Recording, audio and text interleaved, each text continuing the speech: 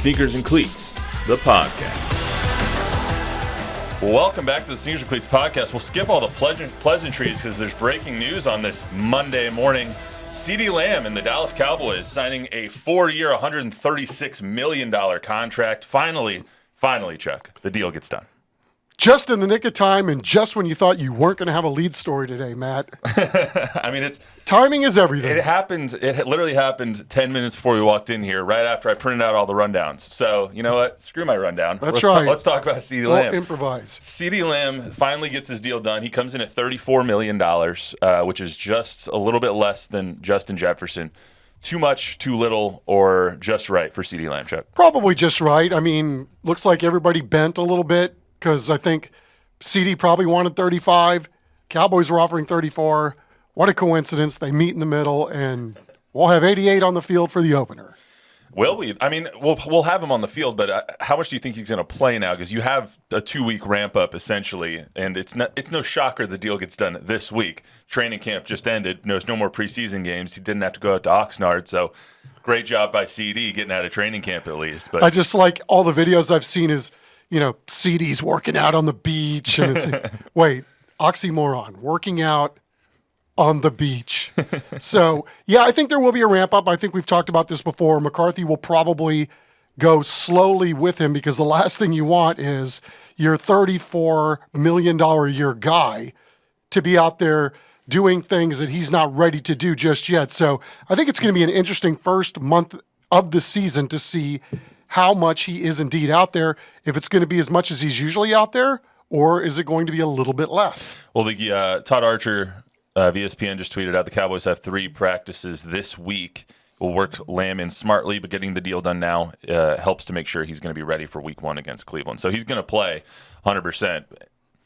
Not shocked that this deal got done, though. I mean, I think they'd been working towards this. The questions came every day to Jerry and Mike McCarthy and Dak and everybody. I mean, we've been waiting for this to happen for the last month and a half, and finally it gets done. But it probably cost the Cowboys a good $5 to $6 million a year not getting it done last year or earlier this summer. Yeah, I mean, we've talked about this too, where the Cowboys were in a tough situation based on contracts that they already have on the books. So, hey, no matter how we got here, we got here.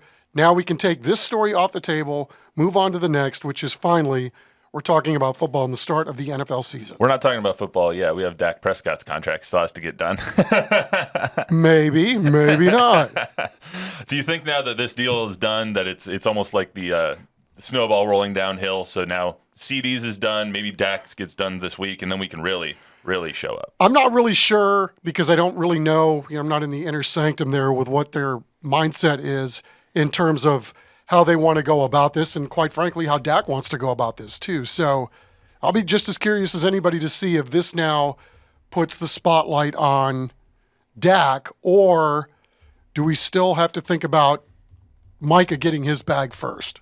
That to me is, I don't know what the order is on this. I think it's going to be Dak and then Micah. Micah's not going to get signed this year, I don't think. I think his deal will probably come next summer. But regarding CeeDee, is it worth it this day and age to pay 4 years, $136 million to a receiver? Well, in this particular case, yes, because he's really good, offense. And he's certainly a huge chunk of the pie. So, the guy has earned his first bag. He got it. He's not the highest paid guy in the league, but he's the number 2 guy. And, looks like he's made some concessions because, based on the numbers that he put out last year, you could make the argument that he's more valuable. He's worth more than Justin Jefferson. And I know it's silly because they're both great players and we're talking about $1 million here and $1 million there. But a lot of these guys, as we've seen, especially with the Cowboys here of late, they like the moniker of being the highest paid guy at their position for that moment. So good on CeeDee, good on the Cowboys. Let's go. They do, but it's almost like I was listening to the radio a little bit earlier today, and one guy basically sets the market and is trying to make sure that his position group is going to be taken care of years down the road. So next time a Brandon Ayuk comes up, or one of these young receivers in the league comes up, they're going to try and break the record because they want to make sure that the receiver after that, Devontae Smith, let's just say, or whoever, insert young receiver here, they get their bag, which is equal to or more than what the previous person had. I think that's part of the equation, certainly. However, it comes down to ego and greed individually. Because let's be real. I mean, if let's say Jalen Tolbert turns out to be the next CeeDee Lamb, when Jalen Tolbert is up, are they going to be able to pay him like they're paying CeeDee Lamb? I don't think they're going to be able to. No. Because Jalen Tolbert's position on this team right now is the number 3 guy. So they've paid their number 1. They paid their number 1 for the first 4 years. Now it's going to be incumbent upon the front office and the scouting staff to see if they can find some guys in the draft to then be 2, 3, and 4 for the next 4 years. I mean, it's also not surprising this deal got done because Jerry caved again. Well, let's just say, he's a businessman and they got it done. I mean, we can – you're right. I mean, but we knew that this was going to – it does happen every time, 100%. But we knew something was going to happen, right? They weren't more than likely going to let this guy walk. So, I don't know. I don't know what to feel about any of that. I mean, just glad it's done, and we're on to the next. Now we got a story today. Yeah, there you go. Now you get to lead your sports block tonight with CeeDee Lamb. Definitely not the news that I thought I was going to get today, 2 minutes before walking in here, but happy it happened nonetheless. We do have a lot of other stuff to get to today as well. DaRon Bland broke his foot this weekend, or broke his foot last week. It came out this weekend. Trey Lance had a stinker of a preseason game.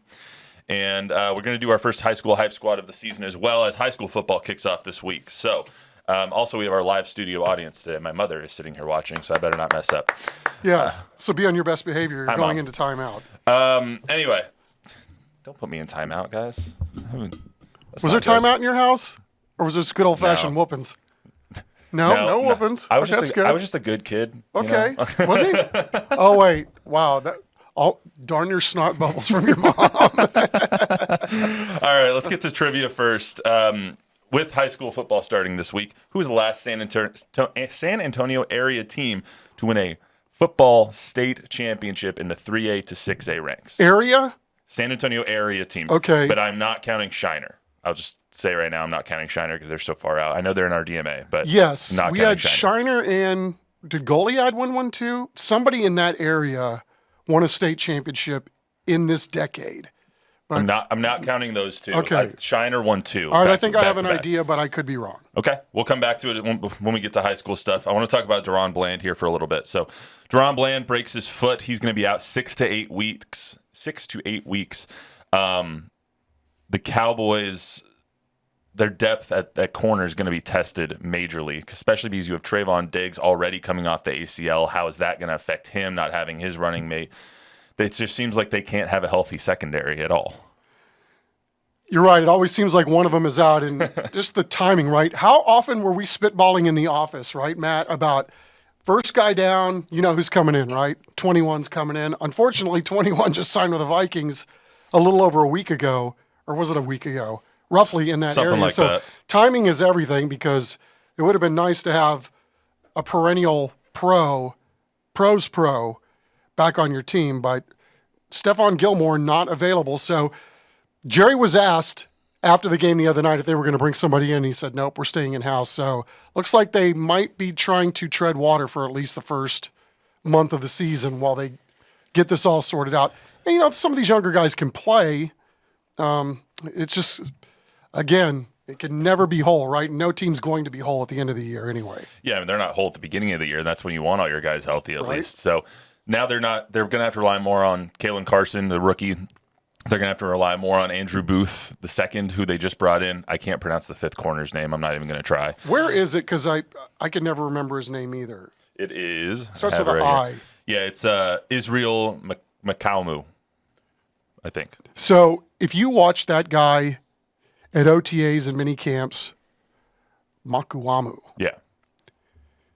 He's long and rangy and he sticks out. Like his length is super measurable with the naked eye against other guys running on the field. He's one of those guys I've always felt like was a little sneaky, but they never really talk about him or, and I know he's been banged up too, but you're right. They've got some younger guys, but this is what the league has become, right? You're only as good as what 52 and 53 look like. So we'll see how they do, trying to mix and match, pair this out as they wait to get healthy in that spot. Yeah, I mean, you got Jordan Lewis as well. So, I mean, he should be able to fill in pretty well. 100%. I think what this really, though, points to is like the the Cowboys need to apply pressure. They need to get a ton of pressure out of their defensive line now because they cannot have, just sitting back there picking apart the secondary. They're going to be weak back there. Well, they're not going to have to worry about that week one. Deshaun Watson doesn't actually know how to throw the ball. So you're right, though, Bob. They are going to have to get a lot of pressure with Micah and with DeMarcus Lawrence and with all the guys that they've signed up front.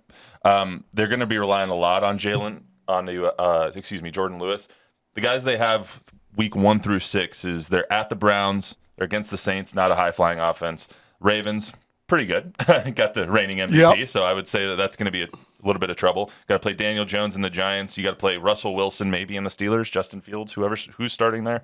And then you have the Lions before the bye. So if you can make it through those games, maybe a 4-2 stretch before you get DaRon Bland back, I think that's probably ideal. Yeah, I think, at this point in the season, or every season really for McCarthy, he measures the season in 4-game increments. So I think what you don't want to do, right, is go winless. Mm-hmm. You've got to tread water as best you can while you're trying to figure some things out. Hopefully you build up some equity and you get a few wins. And if you're 4-2, I would think that that's a hell of a start to the season. So absolutely, that would be, I think, best case scenario for them.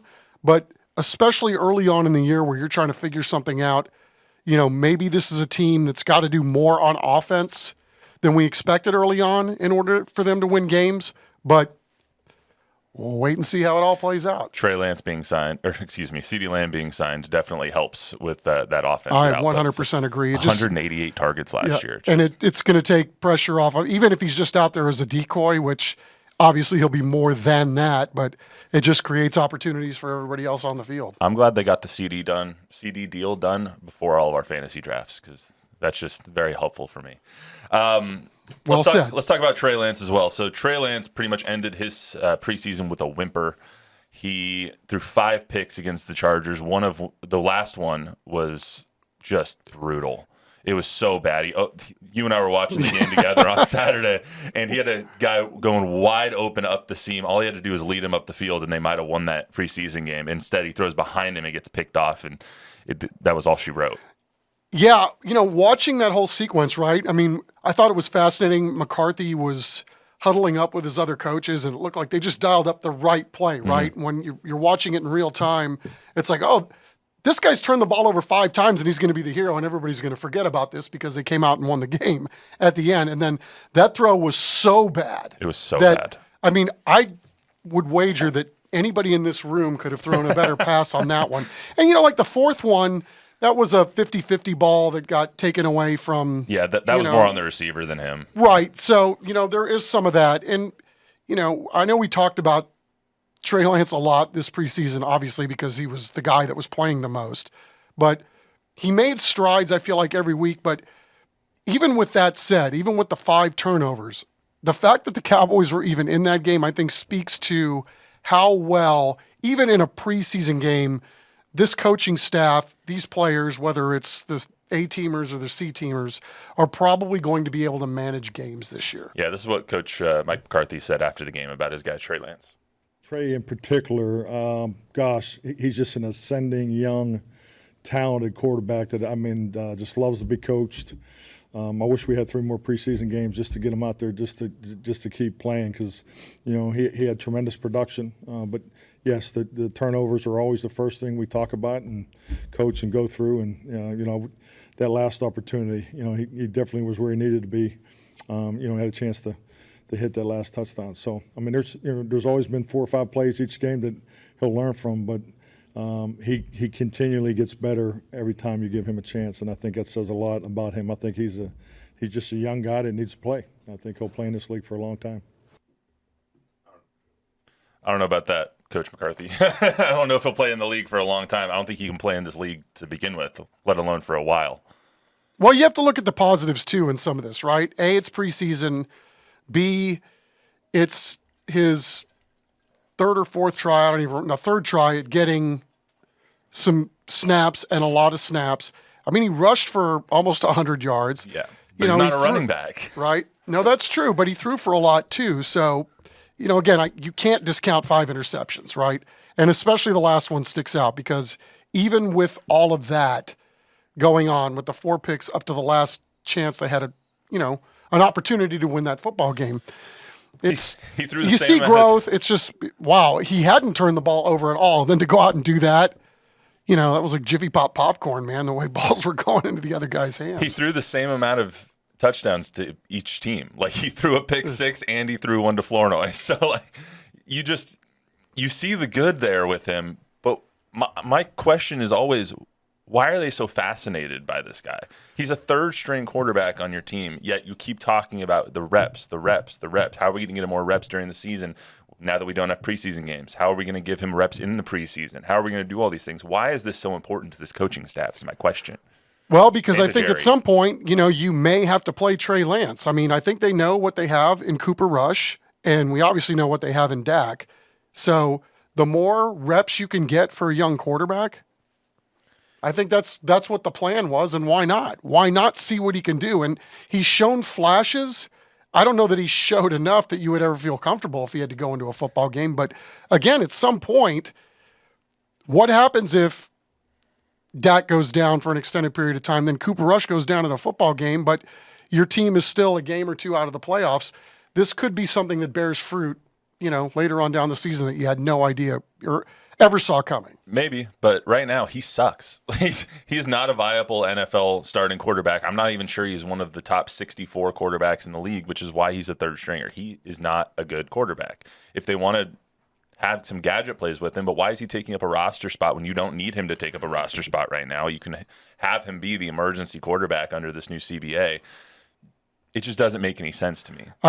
I'm with you on that. I mean, especially in this day and age where rosters are so tiny on game day, who's going to play? That one extra spot that you're saving is a little bit perplexing, even though I know they've got dollars invested in Trey Lance and then equity by trading a 4th-round pick for him. So, there's that too. I understand the business side of it, but at some point, does the business make sense? And I guess we'll find out for week 1 if he's active or if something doesn't happen in the interim. Yeah, we'll see. Let's get to the trivia answer here. Trivia question was, who was the last San Antonio area high school to win a football state championship, not including 1A, 2A, 3A? So 4A, 5A, 6A state championship. Any guesses? Well, I mean, first all I heard was San Antonio, and I'm like, wow. I mean, I was thinking Lee, Churchill, right, going back in the Wayback Machine. The Judson obviously crosses my mind, but I guess I'd have to say Steele, 2010. Oh, wrong one. But yes, that was. It's time for the draft. They sped it up. That used to be my ding ding. Okay. But Okay. yes, that's correct. Excellent. Yeah, Steele in 2010-2011 season, they ended up winning 24-21 over. The name is escaping me right now. I forgot who they played against, but yes, that is correct. Denton Geyer? Something like that. Yeah, yes, it was Geyer. Yes. Don't hold me to that. It was Geyer. Was it? Okay. I remember looking Okay. at it earlier, but I couldn't remember for some reason. We almost had one last year with Smithson Valley. Yep. But didn't end up finishing that one by off. the 'cause way, do you Alito is so good. Right? Yes, and will be again this year. Do you think we got Smithson Valley ranked a little low? No offense to Carlos, because he does a great job with that every year. I was just about to talk about that. I think Alamo Heights is a little low too. Okay. So let's go over our first high school hype squad section of the year. High school football is starting. Did you lose your track on your papers? I did, and then because they're not numbered, now it's like, Oh, now I have to number them. no, well, That's the Can you first one. color code them too, please? And Carlos does a great job with our poll, by the way. And so you could spitball this poll 1,000 different ways. So if we're going to err on the side of anything, we should always err on the side of Carlos. All right, I guess we'll give Carlos a break, but I Yes. disagree with some of the ways we ranked him. So let's reveal our TNL top 10. It was revealed yesterday. We have one every week of the high school football season for the next 10 weeks. First up is Steele. Steele, that's not a shocker. Nope. They were one step away from a football state championship game last year. Ended up losing in the semifinals. They have a lot of returners, 9 offensive returners this year, 4 defensive returners, Chad Warner, Jalen Cooper, Jonathan Hatton, all coming back. Their offense is going to be stacked. They might score 60 a game. I'm all for that. I mean, as young as they were last year, and to see them grow up the way they did and as quickly as they did and as dominant as they did, Remember they caught us by storm last year when they just rolled Brennan. And I know Brennan was young a young too. Team, And then Brennan got hot too. So just love to see it, man. Young guys figure it out pretty quickly. And in Steele's case, they don't ever seem to not figure it out. Right.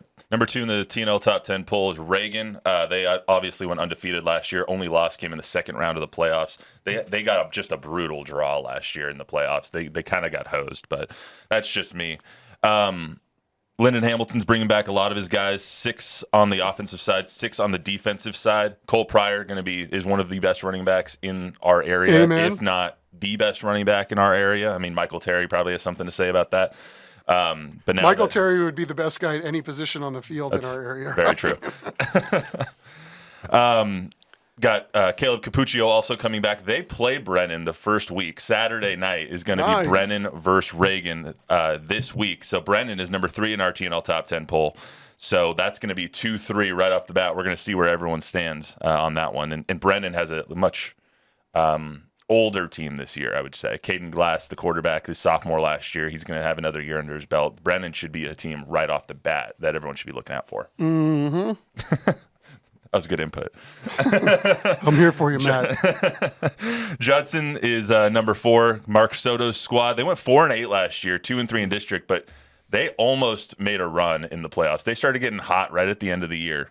And bringing back Elijah Favela, the quarterback, bringing back Jordan Dukes, Jack Call. You got a lot of guys on this roster that are another year older and are going to be looking to make a run. They play Johnson week 1. Johnson's number 9 in our TNL top 10 poll, so that's going to be another banger on week 1 as well. Yeah, I think Mark Soto finally got the culture where he wants it, kind of wrangle in the program again, get them all sailing their ships in the right direction. So they will be fascinating to see how they start. Yeah, and especially in the new district now too. Yep. If that game against Steele is just going to be so fantastic, as it is every season, but this year it feels like it has a little bit more juice.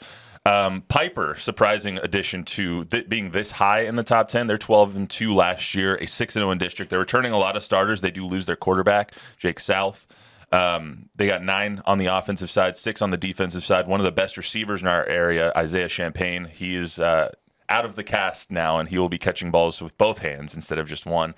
I mean, that kid's phenomenal. He played when they played in the Alamo Dome last year. I want to say it was their last game or maybe their second to last game because they ended up losing to Liberty Hill in the regional finals, I think. He made one of the most phenomenal catches I've ever seen, and he had a cast on his wrist. I was like, who is this kid? That's awesome. Nick Rogers has that team kind of purring up there. He's a phenomenal coach and phenomenal dude, too. Yeah, and to think that they've got 15 of their starters back, that's pretty impressive coming off a 12-2 season. Yeah, Smithson Valley going to be number 6. I think Smithson Valley, this is where our problem with the list comes out because I think they should have been a little bit higher. They got only 3 returning starters on the offensive side, 5 on the defensive side, so I get why they're a little lower. But when you make a state championship game in your division, I think you should be ranked a little bit higher. And it's Larry Hill. Yeah. So again, if we're going to err, we err on the side of Larry Hill. Absolutely. It's been a good recipe for a long time. Alamo Heights is 7. Same with this one. Alamo Heights is ranked 5 on Dave Campbell's 5A D1 top 10. They're ranked the 5th best team in the state, yet they're ranked 7th in our poll here. So that doesn't make a lot of sense to me. And Carlos, I love you, but we're going to have a chat about that one. They went 12-1 last year, 9-0 in district. They probably have the best player in our area coming back with Michael Terry. He's already getting offers from Texas, from Oregon, from Nebraska. I think he has 22 Division I offers right now, and he's choosing between those 3. He already took a visit to Texas A&M as well. So they're going to be really, really fun to watch. And finally, Alamo Heights is in a division where they're not going to run roughshod through every single team they play. Yes, I know there were a lot of schools that were happy that Alamo Heights had moved on and moved out. Yeah, one of them being Burbank. Burbank is now in a pole position to win their district this year. You want to skip ahead to Burbank? I heard they got 150 kids in that program. Do they really? Yeah, that's freaking awesome that they've done that. You know, Lanier's numbers are way up. I mean, it's really cool to see what these coaches are doing all over town. And I told you, I went out to Lanier. I saw a couple of guys that were freaking dudes. Yeah. Running back, wide receiver that were just big, fast, elite. we got players all over town, man. It's going to be a fun year. It is, 100%. Roosevelt is number 8. Johnson's number 9. Burbank number 10. Just wanted to get all those in there. Roosevelt's playing Smithson Valley, their first game. They got a new head coach, Darnell Barnes, since Matt Carroll left last year. I think he left when his son left as well. His son graduated last year now at UTRGV. So congratulations to the Barnes family. However, they went 6-4 last year, 4-4 in district. 8 returning starters on offense, 7 on defense. So you got a lot of the same guys coming back, and they were a good team last year. They barely missed out on the playoffs. That should be a fun game against Smithson Valley just to see kind of where they are. I don't expect them to win that game because Smithson Valley's that damn good, but that should be a pretty good one this week. Johnson playing Judson this week. Johnson is 9th. They have obviously the biggest loss was Ty Hawkins left. He was probably one. If they had Ty Hawkins, he probably would have been like top 3 in this poll, top 4 maybe in this poll. Yeah, I think that's fair. He's one of the most phenomenal players in our area. Obviously, he's going to SMU. He left to go to IMG Academy. Is that what it is? Out in Florida. They went 10-2 last year. It's going to be interesting to see how they go this year without him because word on the street is that they found out kind of in March, April, so they've had a little bit of time to plan for not having him. However, when you lose a player of that caliber, how is the team really going to go, Well said. And then Burbank, number 10. So let's get to our first TNL game of the year. TNL is back for their 16th season. You can hear the soothing sounds of Chuck Miketinac on the mic and see me, maybe once a quarter. Sidekicking with Don Harris. And yeah, Don Harris. Matty Roy on the side. I'll be on the sidelines. Our first game is one of the best rivalries in our area, too. It's O'Connor and Brandeis. O'Connor coming off a rough year a little bit. I mean, 3-7, it's a down year for Dave Molesky for sure. But he's going to always have a team ready. I mean, they don't come out and special teams. He mentioned it 4 times in the interview. Did he really? Special teams, yes. You'll listen to it today because I'm sure you're going to air it today. But. Well, I'm waiting to talk to him. I hope I get to talk to him before Thursday, obviously. But we always ask him keys to victory when we do a game that he's involved in, and he goes, "It's the same 3 every time. You know that, right?" Like, yes, I know, but I'm just curious to see if something has changed by chance. How long's he been at O'Connor? 20+ years, right?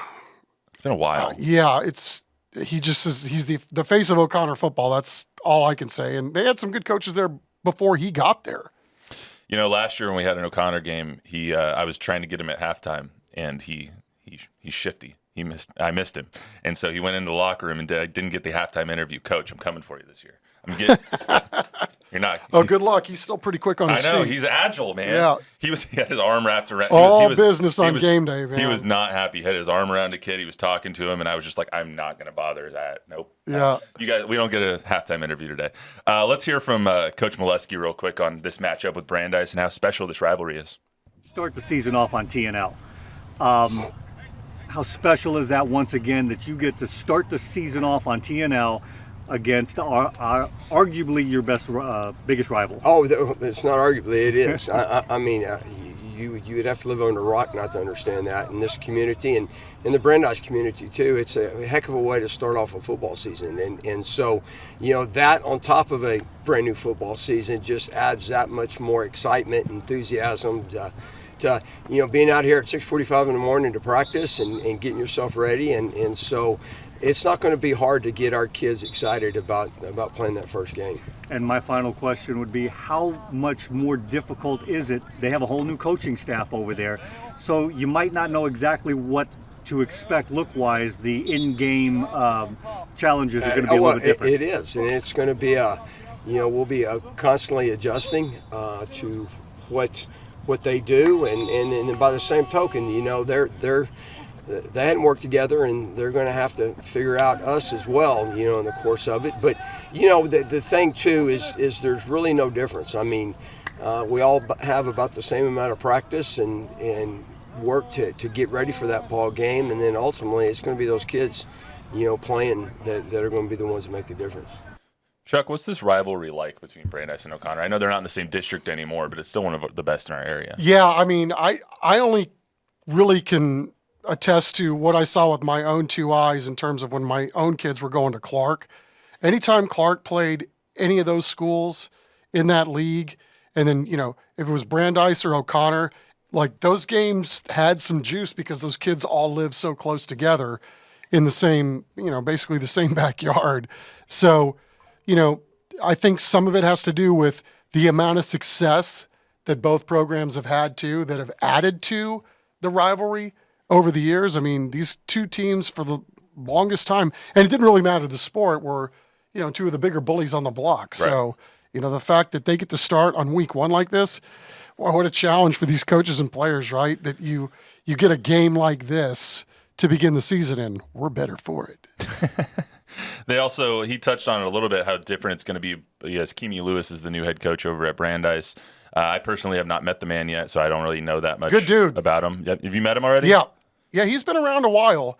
And, he's very low-key, very non-demonstrative, very in control of everything that's going on. He's high energy, but not when you see him on the sideline. He's, very much a tactician when it comes to channeling energy and making sure that, if things are going crazy on a football field, all you have to do is look at your coach, and he's sturdy as can be. So he's, one of those up-and-coming young coaches that, I think a lot of people are going to, we'll be talking about it for many, many years to come as one of those guys. Brandeis is looking to rebound this year. They only went 4-4 in district, 5-6 overall last year. They did make the playoffs, lost in the first round.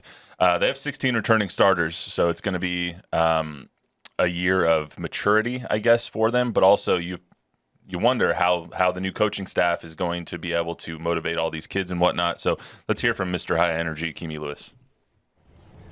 To be able to showcase everything that you guys have worked on this summer and in the fall camp, to be on television to start the season, how exciting is that for you and for this program? I think it's really good for this community. So it's called our Crush Game. That's what we call it here at Brandeis. So it's a big community type of deal. We're going to have a sold-out crowd. It's very good for this community and for these kids to come out and start fast with a rivalry school. So we know O'Connor's going to be ready to go, but we're going to be ready as well. Do you know much about that rivalry and how intense this rivalry is? I know you've been a part of some of them before. This is one of the big ones in San Antonio. Most definitely. So I hear about it, heard about it. Now I'm going to be a part of it. So we can't wait to get there. It's and Brandeis has won quite a few of these in a row. But as every coach knows, that pendulum eventually will swing the other way. How do you guys got to keep these guys from being complacent? We just got to make sure that we focus on the game itself and do the right thing. So we're not going to make this game bigger than what it is. It's going to be big for the community. But for us, just focus on the fine details and what we've been practicing, focus on our training. Obviously, that interview being conducted by the I couldn't think of the word, by Jack Green, our wonderful photographer. Illustrious. Thank you. That's the word I was looking for. You see, you always got my back, Chuck. Or mercurial. There's a lot of adjectives that we can use for him.